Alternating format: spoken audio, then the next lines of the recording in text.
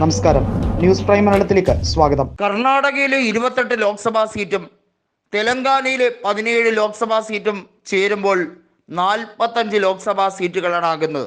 ഈ 45-ൽ 40 സീറ്റുകളും ഉറപ്പിച്ചാണ് കോൺഗ്രസ് മുന്നോട്ട് പോകുന്നത്.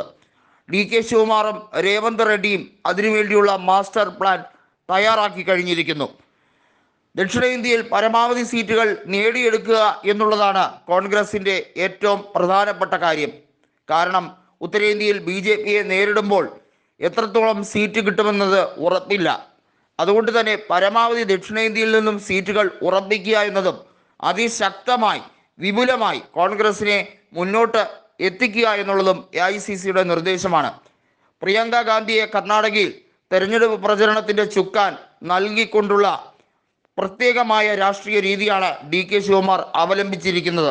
രേവന്ത് റെഡ്ഡിയുടെ അധ്യക്ഷതയിലായിരുന്നു തെലങ്കാനയിൽ കോൺഗ്രസ് അധികാരത്തിലേക്ക് എത്തിയത്. ആ നിമിഷം മുതൽ തന്നെ BRSലെ പലരും കോൺഗ്രസിലേക്ക് ചാടുന്ന ഒരു രംഗം വന്നിരുന്നു. കുറച്ചുപേർ BJPയിലേക്കും. തെലങ്കാനയിൽ ഇപ്പോൾ കോൺഗ്രസ് വേഴ്സസ് BJP എന്ന രീതിയിലേക്ക് കാര്യങ്ങൾ പോവുകയാണ്. BJP അവിടെ BRSൻ്റെ വോട്ടുകൾ ശക്തമായി തന്നെ വിഴുങ്ങും എന്നുള്ളത് ഉറപ്പിച്ചു കഴിഞ്ഞിരിക്കുകയാണ്. BRSനെ സംബന്ധിച്ചിടത്തോളം ഇനി തിരിച്ചു വരവ് അസാധ്യമാണ്.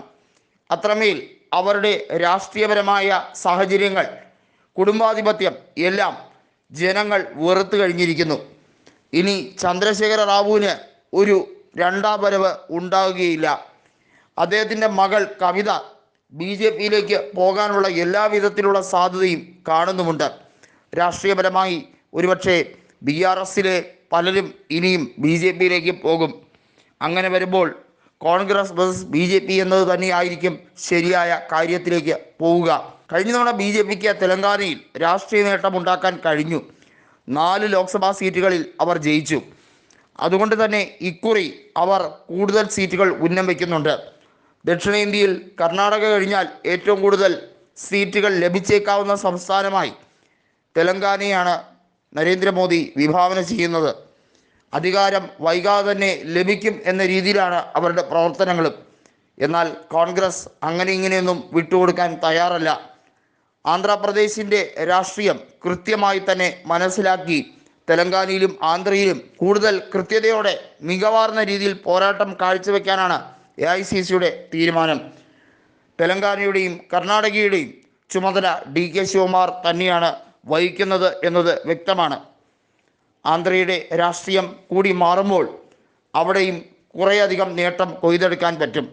ചുരുക്കി പറഞ്ഞാൽ ഈ 3 സംസ്ഥാനത്ത് നിന്നുമായി 50ഓളം സീറ്റുകൾ, അതാണ് കോൺഗ്രസിൻ്റെ ഇപ്പോഴത്തെ ലക്ഷ്യം.